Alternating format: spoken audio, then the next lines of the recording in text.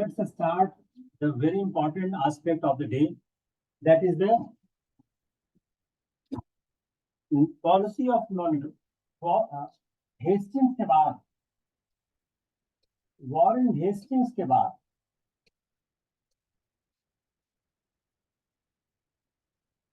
after Warren Hastings the situation has been changed.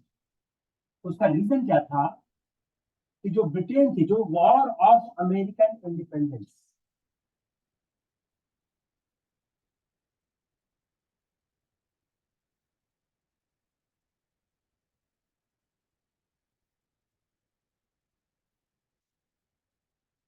War of American independence हुआ।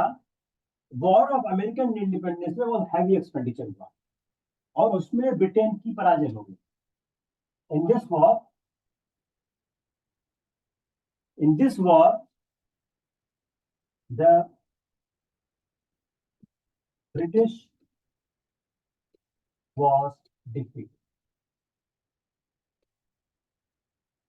तो जो war of American independence हुआ, जिसमें America की कॉलोनीज ने ब्रिटेन के खिलाफ विद्रोह कर दिया था, उस वॉर में ब्रिटेन की पराजय हुई।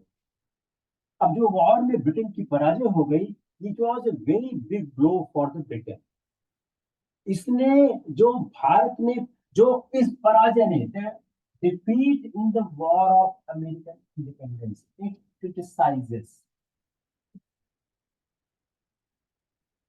expansionist policy of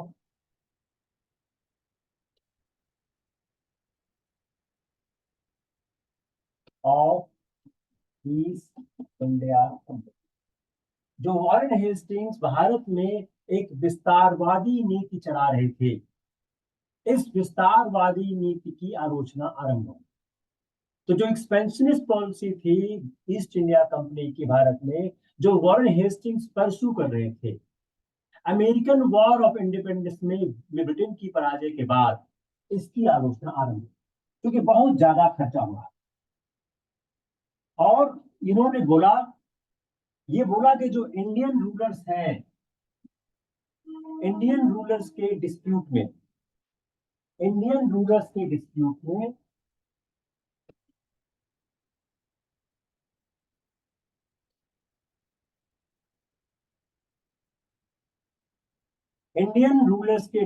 में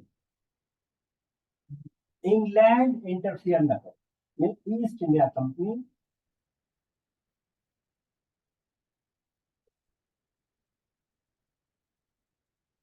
इंटरफियर न करे। तो एक पॉलिसी डिसीजन हुआ कि जो इंडियन रूलर्स के डिस्प्यूट है, उस डिस्प्यूट में ईस्ट इंडिया कंपनी इंटरफियर न करे। और ब्रिटिश पार्लियामेंट ने एक एक्ट पास किया, a system of government for British territories in India, British territories in India, British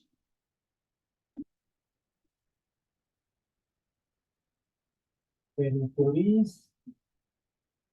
in India. British parliament has passed an act किसमें किया? With respect to British territories in India. जो एक let down करता system, एक system let down करता था, एक system जो एक्ट पास किया, वह एक सिस्टम लेट डाउन करता था कि जो इंडिया में जो ब्रिटिश टेरिटरीज इंडिया में उनको कैसे चलाया जाए। वॉरेन हेस्टिंग्स वापस जाते हैं England after making a Fortune for them. We have discussed in the last class what happened to Warren Hastings in England. उन पर इम्पीचमेंट हुआ, उनको बहुत प्रॉब्लम आई, और जो उन्होंने एट्रोसिटीज की थी यहाँ पर, उसके लिए उनको वहां पर समस्या झेलनी पड़ी। तो Warren Hastings huge personal fortune के साथ गए, पार्लियामेंट ने उनके ऊपर इम्पीचमेंट किया। जो इंडियन रूलर्स के खिलाफ उन्होंने एट्रोसिटीज की थी और इंडियन रूलर से ब्राइब किया था, वो उस आरोप से मुक्त हो गए और उनके सक्सेसर आते हैं सर जॉन शो। एक बड़ा अच्छा सवाल है, सर जॉन शो। अब ये सवाल अच्छा क्यों हो गया? Warren Hastings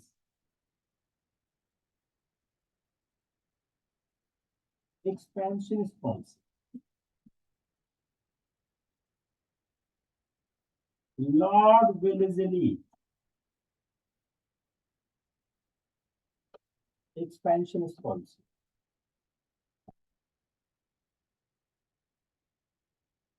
sir John show policy of non intervention.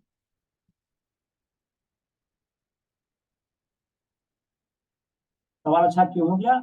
क्योंकि दो गवर्नर जनरल का कार्यकाल था। There was a time period of two governor general in whose time period the expansionist policies were pursued. In between these two governor general, one governor general came, Sir John Shore, in whose tenure the policy of non-intervention has been followed. दो governor general थे जिनके समय में विस्तारवादी नीति चलाई गई, जिनके दौर में विस्तारवादी नीति अभियान के रूप में चलाई गई। उन दो गवर्नर जनरल के मध्य में एक गवर्नर जनरल आते हैं जो कि एक नीति चलाते हैं कि हम किसी भी तरह का भारतीय राजाओं के मध्य के संबंधों में हस्तक्षेप नहीं करेंगे। तो बड़ा इंपॉर्टेंट जो ये सवाल आपका बन गया। This question has been made for your examination on very good question. अब हम देखते हैं ये पॉलिसी ऑफ नॉन इंटरवेंशन थी क्या, ये आखिर क्या थी, क्या इस पॉलिसी को क्यों लिया गया? तो जो कॉर्नवालिस थे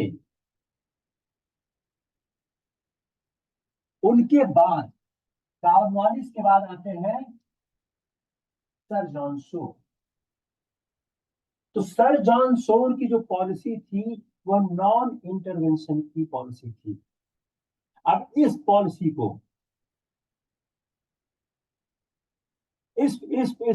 को चलाते समय तो जो कॉर्नवालिस और सर जॉन शोर, अब क्या हो गया, सर जॉन शोर एंड कॉर्नवालिस, इसको हम दो करते हैं। अब फिर से क्या हो गया, देखिए, Warren Hastings, Cornwallis, sir John show,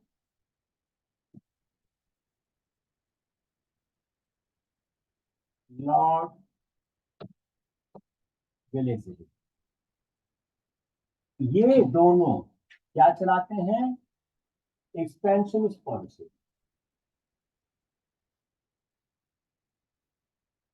ये दोनों क्या चलाते हैं, पॉलिसी ऑफ नॉन इंटरवेंशन। थोड़ा दिमाग लगाइए, थोड़ा सोचिए थोड़ी देर तक।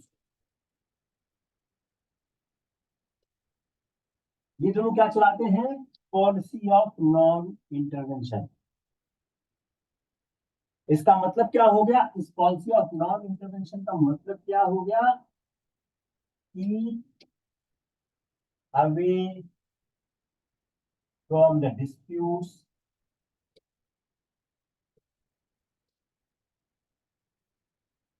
Of Indian ruler. Indian rulers के डिस्प्यूट से अपने आप को दूर रखने का है।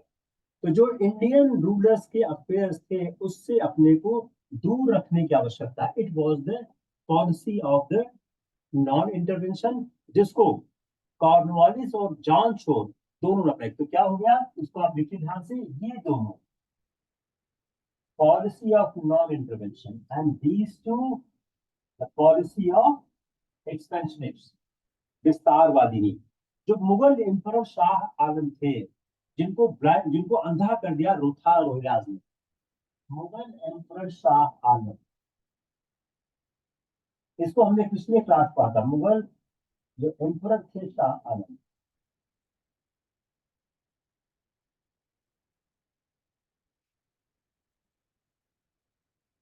was blinded by Rohillas. जो मुगल एम्परर शाह आलम थे, ये रोहिलास के द्वारा ब्लाइंडेड कर दिए गए, अंधा इनको कर दिया गया था। और इन्होंने जाके शरण ली थी, और ये जो मुगल एम्परर थे, इन्होंने जाके शरण ले ली थी महादजी सिंधिया।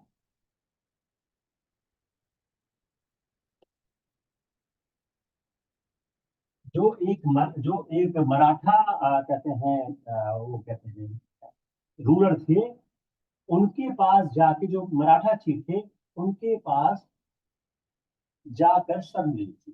तो जो रोहिलास ने मुगल एम्परर को ब्लाइंड कर दिया, अंधा कर दिया था, उनका प्रोटेक्शन था जो मराठा जो चीफ थे महाराज सिंधिया के पास। और Marathas resumed attack against the Nizam. अब जो मराठा थे, ये समझ लिया, ये क्या कर रहे थे? अटैकिंग निजाम। यह निजाम पर अटैक कर रहे हैं।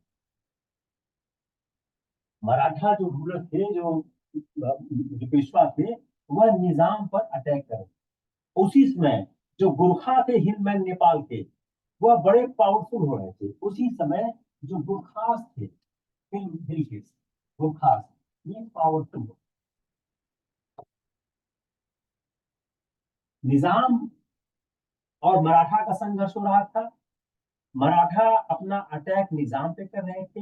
नेपाल के जो जो गुरखा थे पावरफुल हो रहे थे। और जो बर्मीज किंगडम था, और तीसरा क्या था? Burmese kingdom. बर्मीज किंगडम, इसका नॉर्थ ईस्ट में प्रभाव बढ़ रहा था, इन्फ्लुएंस हो रहा। बर्मीज किंगडम का इन्फ्लुएंस नॉर्थ ईस्ट रीजन में हो रहा था। और उसी समय इन्वेजन था पंजाब में। उसी समय पंजाब में इन्वेजन का खतरा था अफगान का। Afghan invasion in Punjab.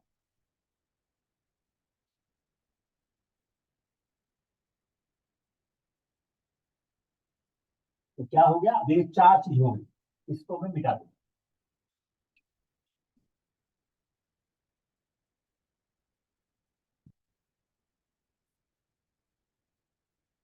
Nizam Mahadji Scindia,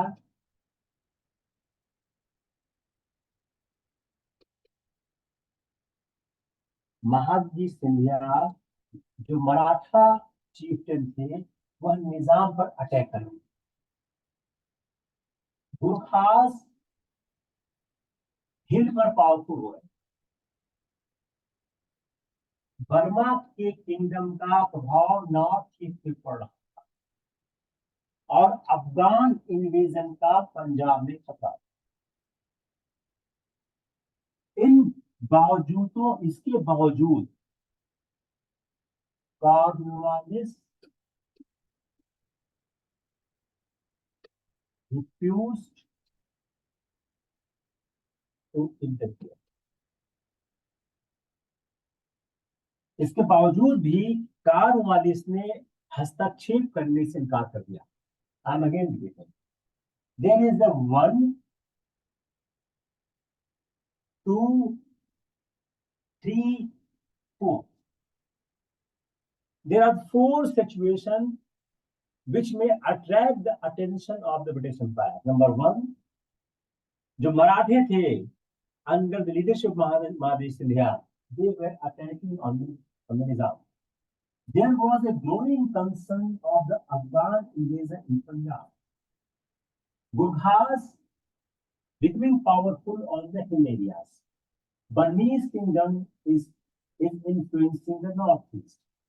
In that scenario, the Cornwallis decided not to interfere. When you are writing the policy of non-intervention, you must write these four things. And that's why the question in coming in the prelims examination on these issues. The reason being,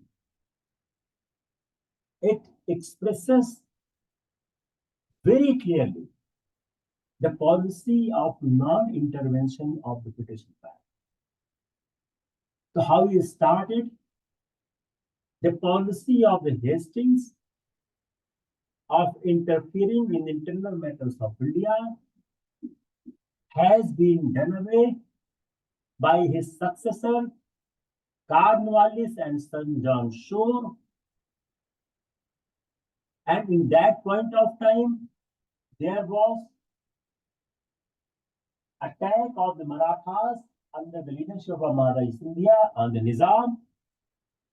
Gurkhas are becoming powerful on the hill areas. Burmese kingdom has the influence on the northeast region. There was a danger of Afghan invasion in Punjab, but Cornwallis decided not to intervene in the affairs. अब हिंदी में कर देते हैं। Warren Hastings की विस्तारवादी नीति को उनके उत्तराधिकारी लॉर्ड कॉर्नवालिस और सन जॉर्ज शोर ने त्याग दिया। उसका एक महत्वपूर्ण कारण यह था कि अमेरिकन कॉलोनीज में ब्रिटेन की हार के पश्चात ब्रिटेन के नीति निर्माताओं ने निश्चय किया कि भारत में हस्तक्षेप की नीति बंद होनी चाहिए।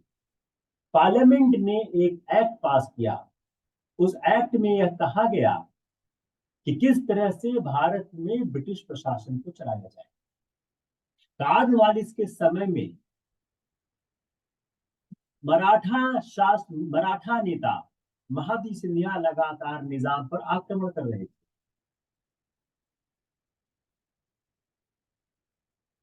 पहाड़ी इलाकों में गुरखास पावरफुल और शक्तिशाली हो रहे थे। बर्मीज किंगडम का उत्तर पूर्वी भारत में प्रभाव बढ़ रहा था और अफगान आक्रमण का खतरा पंजाब में लगातार बन रहा था। ऐसी परिस्थिति में कॉर्नवालिस ने निर्णय लिया वह इन अंदरूनी मामलों में हस्तक्षेप नहीं करेगा। लेकिन इस पॉलिसी देखिए, अब आते हैं एक्सेप्शन पे, that's more important. But this policy of non intervention done away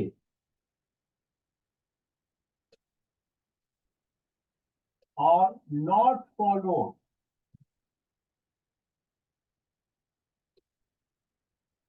in the case of Mysore. Mysore के मामले में यह policy of on non intervention को नहीं माना गया, इसको त्याग दिया गया। टीपू सुल्तान ने अटैक किया कुर्ग पे। टीपू ने अटैक किया कुर्ग पे, ये हमने तो बताया हमारे साथ। Tipu attack on Coorg. टीपू ने कुर्ग पर आक्रमण कर दिया। दूसरा क्या किया? त्रावणकोर। टीपू ने कुर्ग और त्रावणकोर पर आक्रमण कर दिया। कैसे पॉलिसी ऑफ नॉन इंटरवेंशन को फॉलो नहीं किया जा रहा। तो जो टीपू अटैक किया कुर्ग पे, त्रावणकोर पर, अब इसके जो एलाई थे, जो कुर्ग और त्रावणकोर के जो शासक थे, they were ally of east India company, यह ब्रिटेन के एलाई थे। तो कुर्ग और त्रावणकोर के शासक ईस्ट इंडिया कंपनी के एलाई थे, उस पर टीपू ने आक्रमण कर दिया। अब यहां पर ब्रिटिश को लगा कि टीपू एक डेंजर है। दे consider Tipu a chief danger in south India.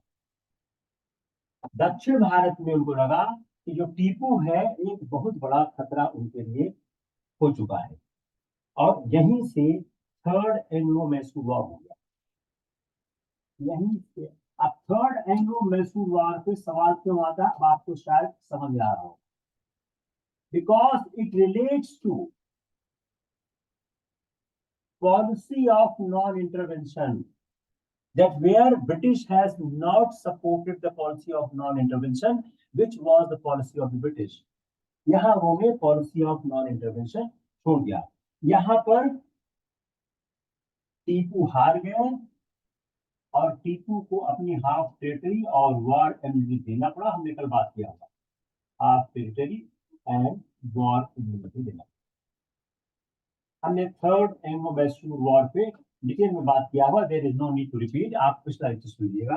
I am just trying to explain the policy of non intervention.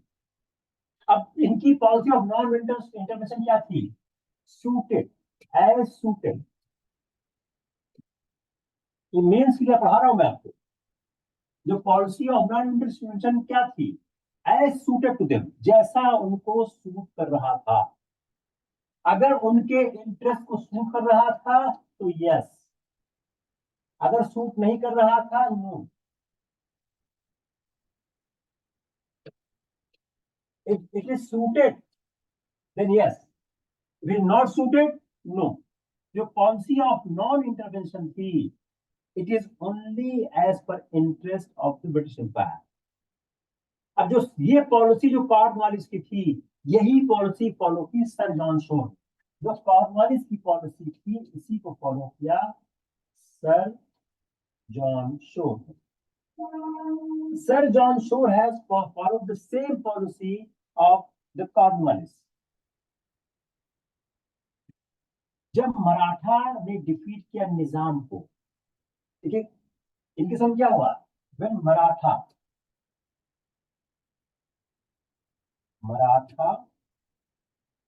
Defeated Nizam and levied chouth on them.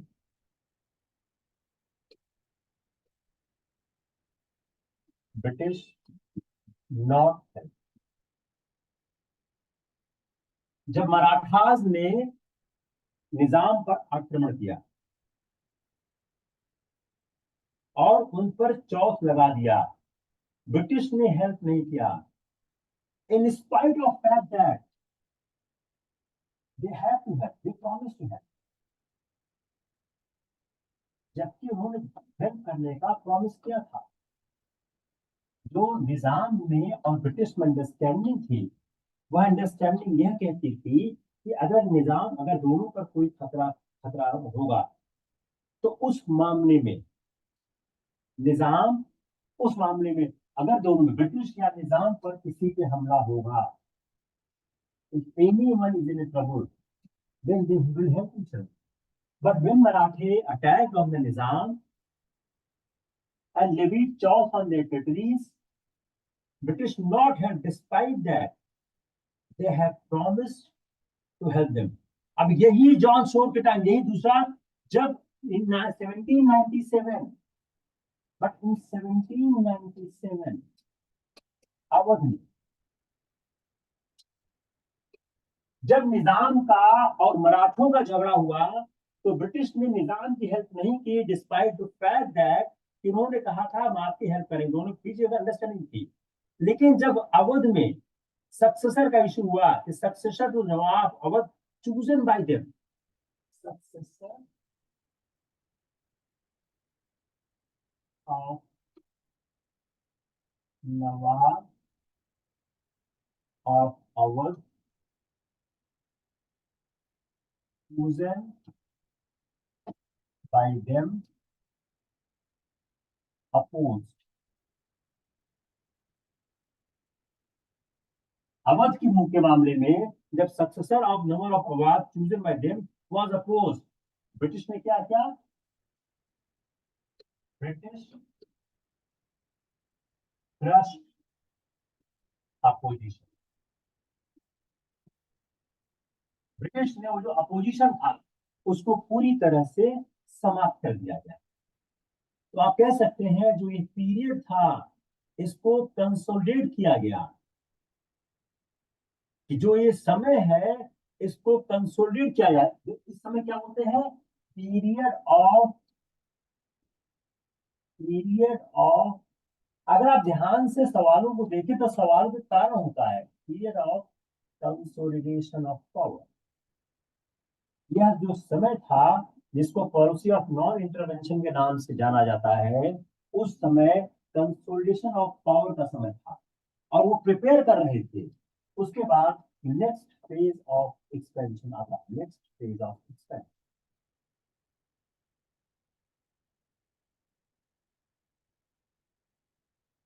वो कहते हैं लॉर्ड विल्सन। क्लियर हुआ नहीं हुआ? वापस क्लियर? बहुत सिंपल सा कॉन्सेप्ट है, लेकिन 3-4 फैक्ट है, 3-4 फैक्ट से आप देखें तो बड़ा आसान हो जाएगा। अब आते हैं एक्सपेंशन अंडर लॉर्ड विल्सन। इनका टाइम है 1798, लॉर्ड वेलेस्ली 1798 to 1805, 1798 to 1805 ये समय है लॉर्ड वेलेस्ली का। और ये समय में उन्होंने बहुत ज्यादा विस्तार किया। यह क्या थे? यह ग्रेट इंपीरियलिस्टिक थे।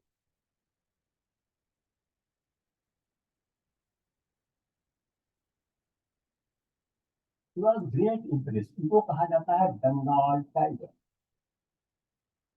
ये सब चीजें मैं क्यों लिखता हूं कि कई बार आपके ऑप्शन में लिख देते हैं। ये ग्रेट इंपीरियलिस्ट थे और इनको बंगाल टाइगर कहा जाता है। जब इंडिया आए तो he came India with a forward policy.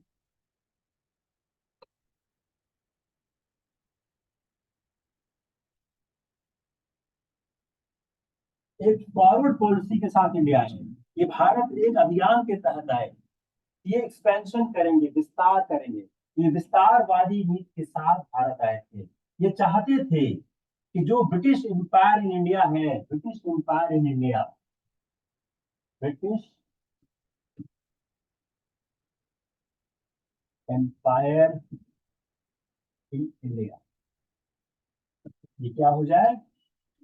British Empire, Empire of India, the British Empire in India क्या हो जाए? The British Empire of India. यह इस मिशन के साथ आए थे और इस मिशन के साथ यहाँ पर उन्होंने काम करना आरंभ किया। जिस समय आए थे उसमें पॉलिटिकल कंडीशन बड़ी अजीब थी। जो नॉर्थ वेस्टर्न रीजन था, हमने इसे पिछली बार बताया था, पिछले शासन ऑफ नॉर्थ इंटरवेंशन, जो नॉर्थ वेस्टर्न रीजन था वहां पर जमन शाह का खतरा, जो अफगान रूलर था जमन शाह, उसका खतरा था north east, north west region में। नॉर्थ और सेंट्रल रीजन में, नॉर्थ और सेंट्रल रीजन में आप थोड़ा मैप भी देखा करिए आप लोग। नॉर्थ और सेंट्रल रीजन में मराठों का खतरा था, मराठा। तो नॉर्थ रीजन क्या हो गया? जमन शाह का खतरा हो गया। नॉर्थ सेंट्रल में मराठा का हो गया। और निजाम ने क्या किया था? फ्रेंचमैन को, निजाम ने निजाम ने फ्रेंचमैन एम्प्लॉय किया था टू ट्रेन हिज आर्मी। तो 3 महत्वपूर्ण शक्तियां देखिए। नॉर्थ में, वेस्ट में जमन शाह का खतरा था, नॉर्थ सेंट्रल में मराठियों का था, और निजाम ने फ्रेंचमैन को एम्प्लॉय किया हुआ था अपनी आर्मी को ट्रेन करने के लिए। और जो पॉलिटिकल अनरेस्ट था कर्नाटका में पॉलिटिकल अनरेस्ट चल रहा था। थर्ड एंग्लो मैसूर वॉर के आउटकम से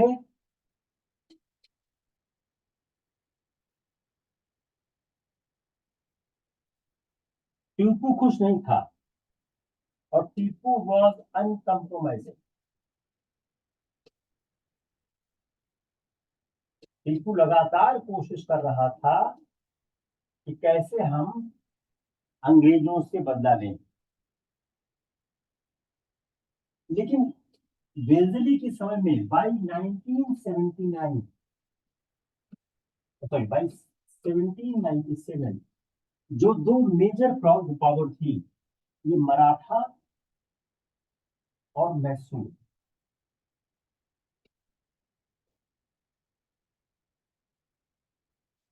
मराठा और मैसूर दो मेजर पावर डिक्लाइन कर गई। तो जो पॉलिटिकल कंडीशन थी वह एक्सपेंशनिक पॉलिसी के लिए ठीक थी। तो ऐसी परिस्थितियों में चूंकि मराठा और मैसूर दो डिक्लाइन कर गए थे, तो पॉलिटिकल कंडीशन सूट कर रही थी। Political political condition condition suited for expansion. तो जो विस्तारवादी नीति थी, जो या विस्तार की चाह थी, उसके लिए राजनीतिक घटनाक्रम सूट कर रहा था। अब उसके लिए उन्होंने वेल्जली ने तीन रास्ते अपनाए। वेल्जली अप्लाइड थ्री मेथड्स। इसने पढ़ा है इसको। वेल्जली ने जो इस समय की परिस्थितियां थी उसको देखकर तीन उन्होंने नियम अपनाए। पहला,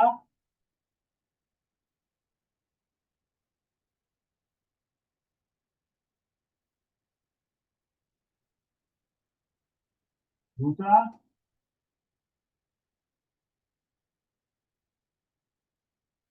तीसरा,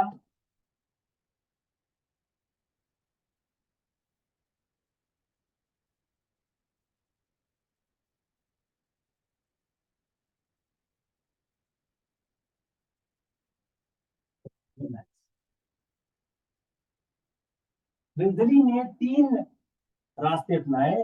subsidy alliance, outright war and assumption of territory of previously subordinate rulers।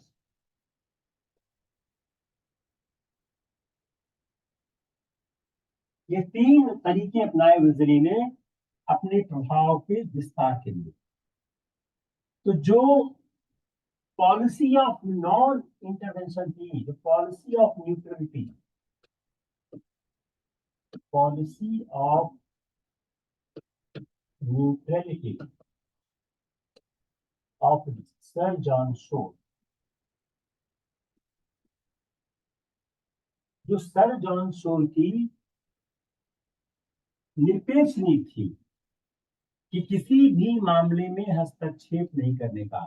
इससे क्या हो रहा था? एंटी ब्रिटिश फीलिंग हो रही, एंटी ब्रिटिश फीलिंग का स्रोत हो रहा। Policy of neutrality sir John शोर ने अप्लाई की, उससे पॉलिटिकल अनरेस्ट हो रहा था और growth of anti British feeling हो रही थी पूरे उस समय में। तो एक फियर हो रहा था, एंटी ब्रिटिश फीलिंग हो रही थी और ब्रिटिशर्स को लेकर डर भी था। उसी समय नेपोलियन का ईस्टर्न इन्वेजन स्टार्ट हुआ। इसी समय नेपोलियन का नेपोलियन ईस्टर्न इन्वेजन हुआ।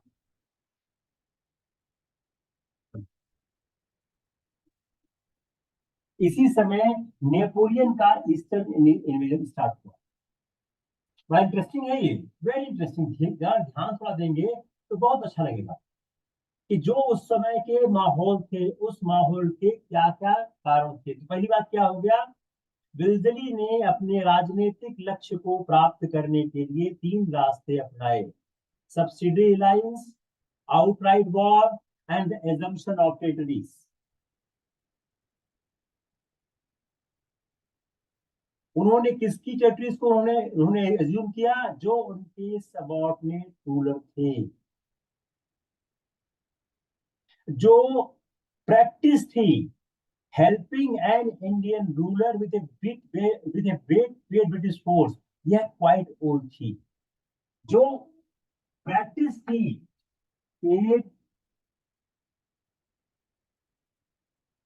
इंडियन सोल्जर्स,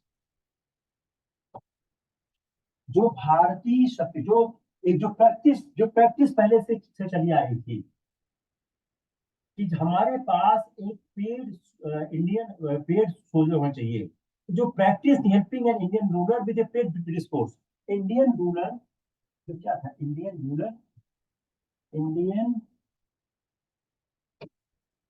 रूलर और पेड ब्रिटिश फोर्स, इसको सबसे पहले किया था डुप्लेक्स ने। ये सवाल आ चुका कि सब्सिडरी अलायंस को सबसे पहले किसने स्टार्ट किया, सबसे पहले किसने स्टार्ट किया, सब स्टार्टिंग डुप्लेक्स ने।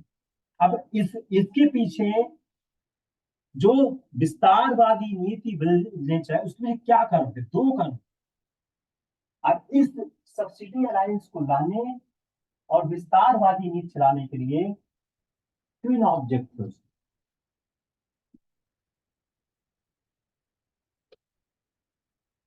Reservation, elimination.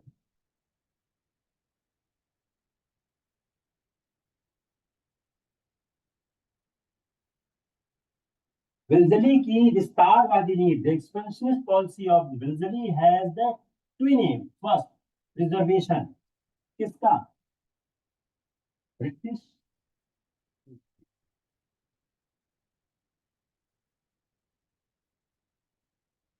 दो हो गया रिजर्वेशन, दूसरा हुआ एलिमिनेशन। रिजर्वेशन किसका है, ब्रिटिश प्रेस्टीज का। एलिमिनेशन किसका है, फ्रेंच डेंजर फ्रॉम इंडिया। तो एक अच्छा सवाल ये भी होगा प्रिंस का, ठीक है, अच्छा सवाल हो गया ना। It is option A, it is option B. अब देखिए answer, A B both right, option B A B both wrong, option C A right B wrong, option D A wrong B right. ये सवाल आपका समय खाता है। फिर देखिए ठीक से देखिए, एलिमिनेशन जो है रिमूवल भी हो सकता है, शब्द कुछ भी लिख देंगे, हम शब्द तो हम कैच नहीं कर सकते, शब्द क्या हो सकता है, तो अप्लाई करिए भाई। अब जो इस तरह के सवाल होते हैं उनके साथ क्या समस्या है, इस तरह के सवाल आपके टाइम दिखाते हैं। अब आप सोचिए इस सवाल को हल करने में कितना मिनट, सॉरी कितना समय लगेगा, how much time you take to solve this question, because you have to read all these four option with carefully. हल्का सा मिस करेंगे गलत हो जाएगा। अब क्या, विल्जली के, विल्जली expansionist पॉलिसी, अब क्या करेंगे, ट्री हटा देंगे, has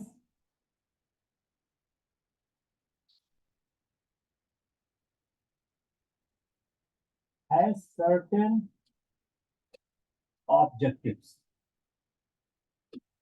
a preservation of British prestige, b elimination or removal of French danger from India। अब क्या बोल रहे हैं, A and B both right, तो दोनों सही है, A B both wrong, A right B wrong. अब इसको चेंज करते हैं, इसको हम अब चेंज करते हैं। Bentley's expanding policy has not, he has not हमेशा क्या करी है, has not one of, has not one objective among below। अब देखिए ना, अब चेंज हो गया। अब चूंकि दोनों ऑब्जेक्टिव है, अब क्या A B both right, A B both wrong, A right B wrong, इसमें क्या होगा बताइए, ये सवाल क्या, the Wellesley expensive policy has not objective and below, तो क्या है, दोनों ऑब्जेक्टिव नहीं है, इसका क्या होगा, दोनों ऑब्जेक्टिव है। इस सवाल को फिर से फ्रेम करिए, आई am just giving you lead कि कैसे सवाल फ्रेम करेंगे और बेहतर हो सकता है। Wilson expansion policy has has certain objectives,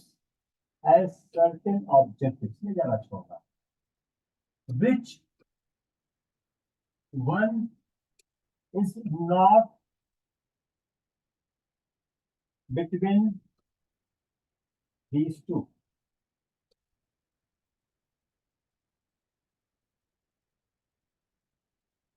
A, B both right, A, B both wrong, A right, B wrong, A wrong, B right. अब इन दोनों में कौन नहीं है, तो आंसर क्या होगा इसमें, A both has, B, A has, C, B has और D।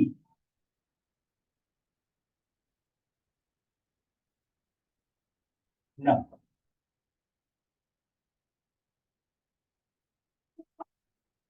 आंसर क्या हुआ, बोथ हैज। आप इस क्वेश्चन को फ्रेम करिए और फ्रेम करिए। तो Wilson's expansion policy has certain objectives which below is not among them। क्या है आंसर, क्या बोथ है, क्योंकि ए है तो आप रॉन्ग हो गया, बी है तो रॉन्ग हो गया, नन है तो रॉन्ग हो गया, क्या बोथ है, विच इज नॉट बिलो दो, तो बोथ है दोनों का। क्लियर। तो सवाल को आप जिस तरह से चाहे बनाए, आप बनाना, आप क्या ना, एक इशू क्या है, preservation of Prestige and elimination of removal of French danger, ये दोनों के दोनों थे। तो अगर बोल रहा सवाल कि कौन सा नहीं है, तो आंसर क्या नहीं, बोथ है।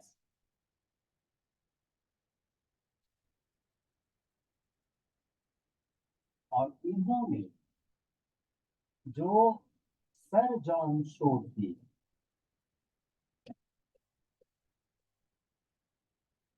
नॉन इंटरवेंशन की पॉलिसी थी,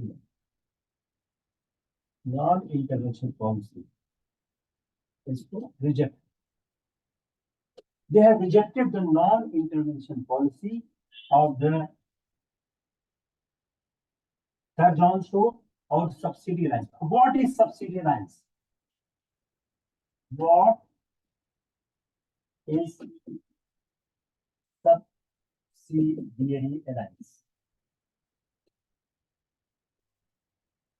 नंबर 1, इसके 4-5 प्रोविजंस हैं।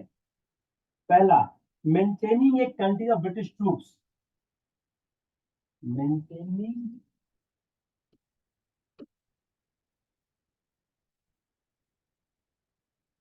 कंटिंजेंट ऑफ ब्रिटिश ट्रूप्स, जो ब्रिटिश ट्रूप्स का कंटिंजेंट है उसको मेंटेन करना। ये मेंटेन कहाँ होगा, कौन कौन करेगा, सबसे इंपॉर्टेंट पार्ट क्या है कि जो सब्सिडी लाइन्स था, अगर कोई रूलर इसमें इंटर करता था तो एक ब्रिटिश ट्रूप कंटिंजेंट होता था, कहाँ, in his territory.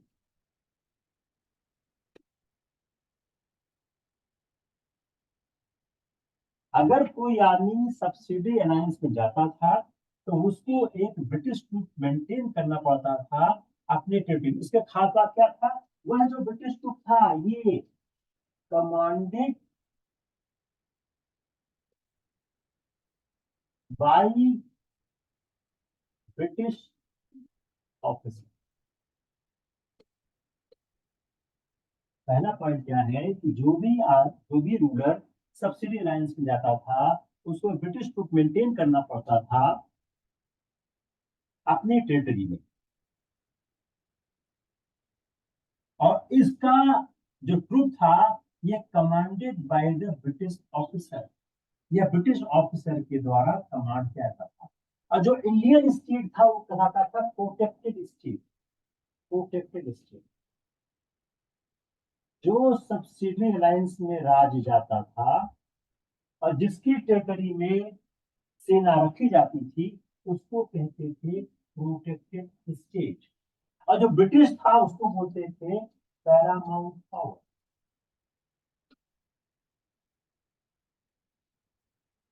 It is being called as a paramount power, commanded by British officer, protected state and paramount order। जो पैरामाउंट पावर था, duty of British to protect protected state.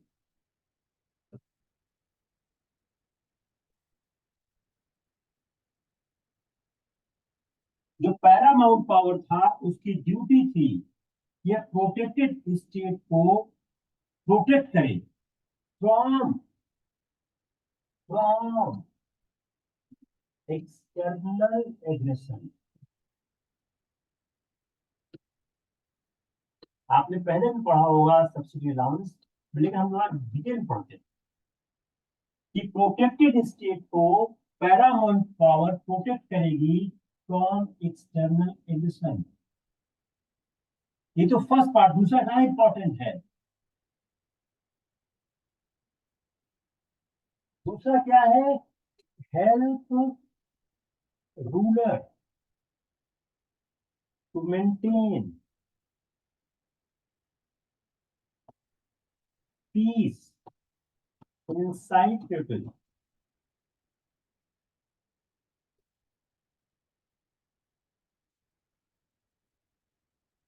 दूसरा important क्या है?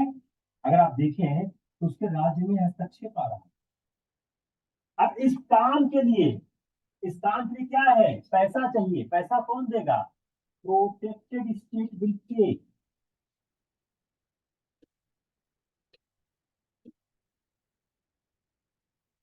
इसका पैसा कौन देगा? आपने बोला हमको सुरक्षा चाहिए, हमने सुरक्षा दी, उसका पैसा कौन देगा? Protected state will pay. तो जो इंटरनल पीस है और आउटसाइड एक्सटर्नल एग्रेशन है, दोनों से सुरक्षा करने के लिए जो हम आपको आर्मी देंगे, सुरक्षा देंगे, उसके लिए पैसा दोगा। वह तो मनी दो। अब मनी दो फॉर्म में है। पैसा क्या? मनी दो या टेरिटरी दो। या तो आप धन दो या मुझे आप राज्य क्षेत्र दो। तो जो ब्रिटिश की सब्सिडरी फोर्स है इसका ये इसके लिए, जो ब्रिटिश की सब्सिडरी फोर्स है, उस सब्सिडरी फोर्स के लिए पैसा कौन देगा? वह राज्य देगा जिस राज्य में उसकी सेना है। The state where the army is being maintained, that state will pay the money in the two forms, either the cash money or you give certain duty। दूसरा, सेकंड,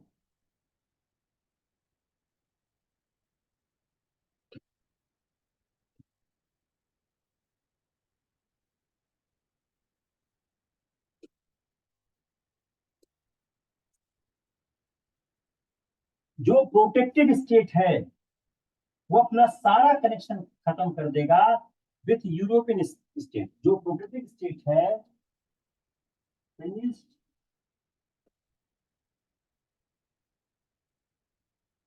ऑल इट्स कनेक्शन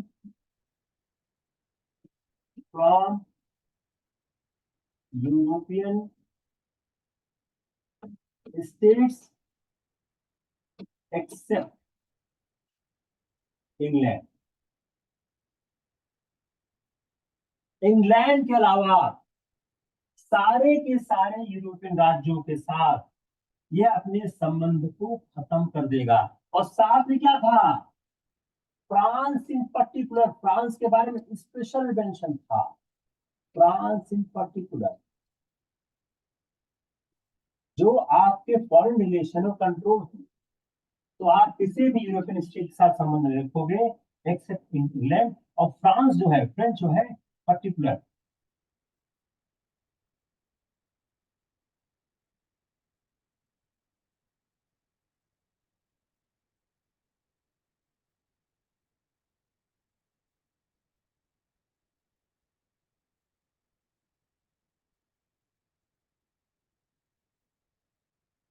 बहुत important है। आप कोई political connection Indian power के साथ नहीं रख सकते हो। तो states are forbidden to have any political contact with Indian powers। अगर करना है, अगर करना है,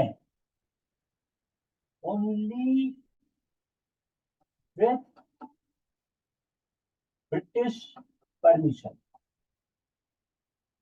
एक अंडरलाइन फैक्ट है कि जो आपके पॉलिटिकल कनेक्शन है इंडियन पावर के साथ, वो डिसकनेक्ट होने रह सकते हैं।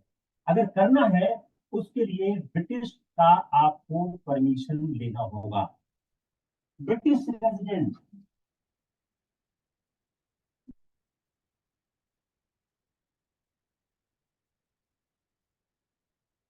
आपका जो इंडियन रूलर की कोर्ट है, उस कोर्ट में एक ब्रिटिश रेजिडेंट रहेगा, और वह आपके सारे कामों को देखेगा। डिसबैंड आर्मी,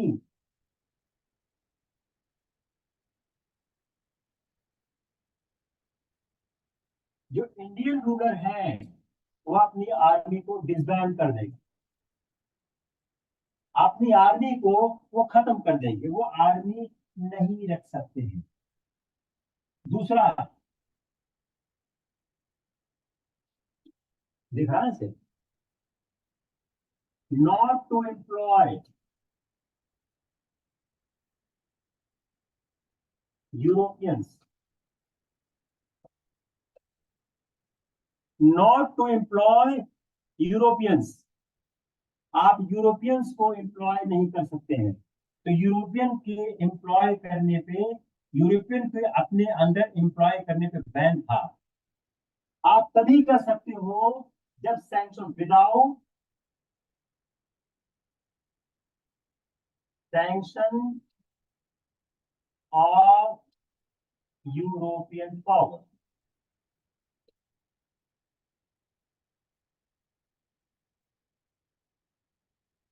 आप आपको कोई भी, आप कोई भी यूरोपियन को एम्प्लॉय नहीं कर सकते हो विदाउट हैविंग परमिशन और sanction from the Paramount power.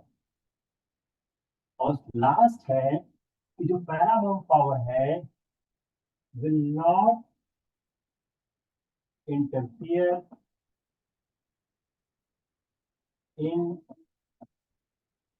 Internal affairs of Indian ruler.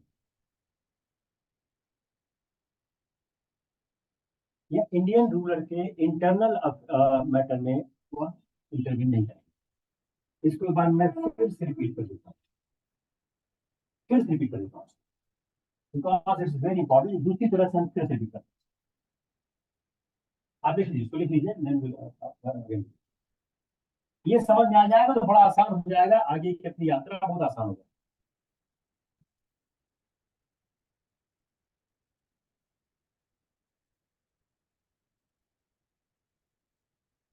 Protected state,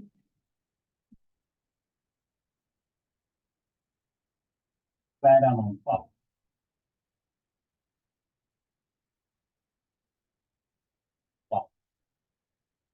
army, payment to army.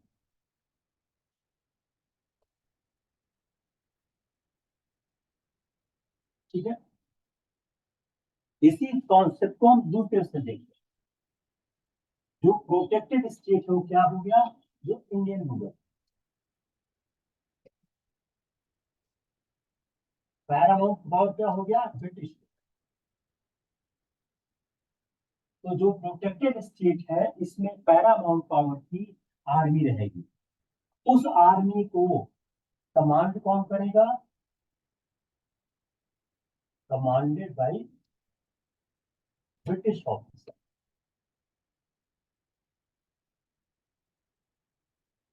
Protected state, paramount power, army, command करेगा British officer. C, protection from external aggression and internal peace. Maintenance of the internal peace and safeguard from the external aggression.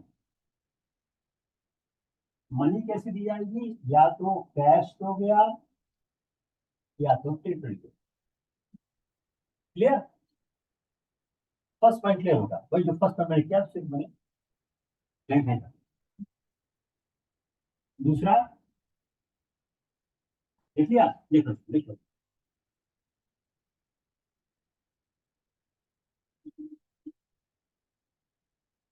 Second, foreign relation.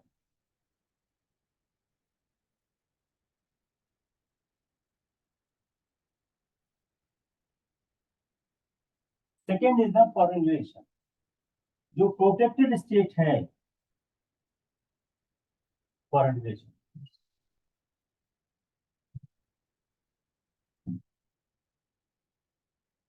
तक protected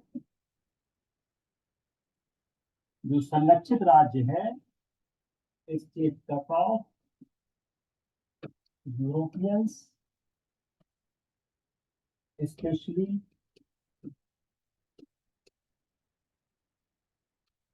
French. आपका जो विदेश नीति है वह भी अंग्रेज मॉनिटर करेंगे। आपका यूरोपीय शक्तियों से पूरी तरह संबंध विच्छेद हो जाएगा, सिवाय अंग्रेज के, इंग्लिश के, और फ्रांस विशेष रूप से।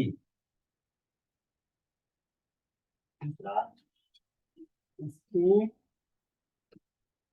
Political connection.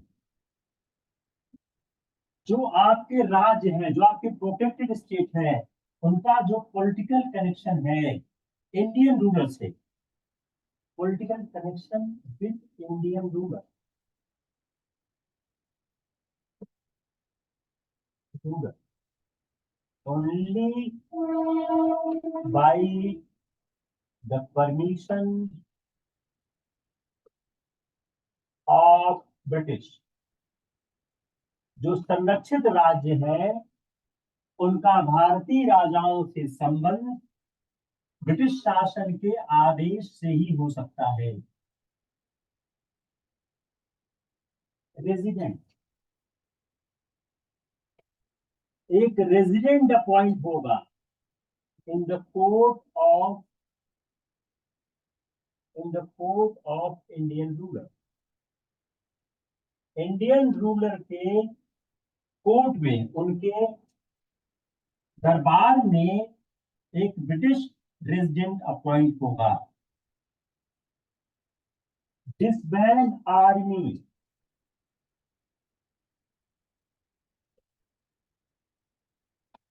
Army will be disband.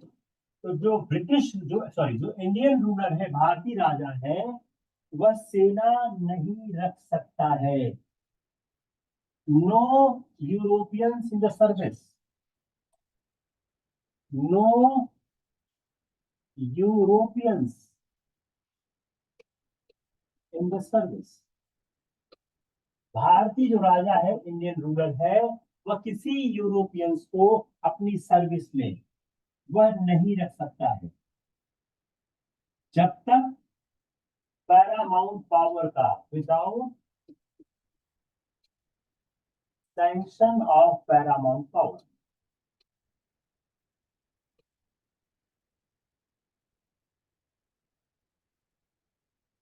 Without sanction of paramount power. Clear? Last है पैरामाउंट पावर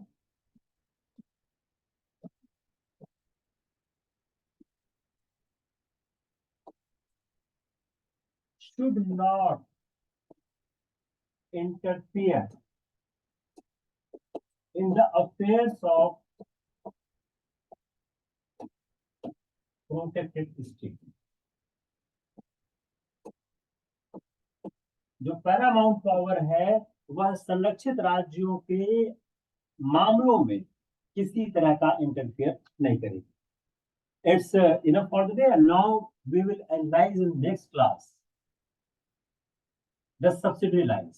तो अगली क्लास में हम सब्सिडरी लाइंस को एग्जामिन करेंगे, एनालाइज करेंगे। तो हमने दो बहुत महत्वपूर्ण चीज समझने की कोशिश की कि पॉलिसी ऑफ नॉन इंटरवेंशन क्या थी, पॉलिसी ऑफ नॉन इंटरवेंशन के कारण क्या थे, उसके बाद वेल्जरी आते हैं और Wellesley policy of non intervention को छोड़ देते हैं। He started a new policy, policy of the conquest, policy of the expansion. To pursue that policy he has started the subsidiary alliance in new form. Early, the subsidiary alliance was started with the duplex. अगर आप इलाहाबाद की treaty पढ़ें, जो secret treaty मुझको मैंने जिक्र किया था सब्सिडियरी अलायंस को, मैंने बोला था क्या फर्क है। I will take up the analysis part in next class. I will try to analyse in the detail the subsidiary alliance. Thank you, take care, bye.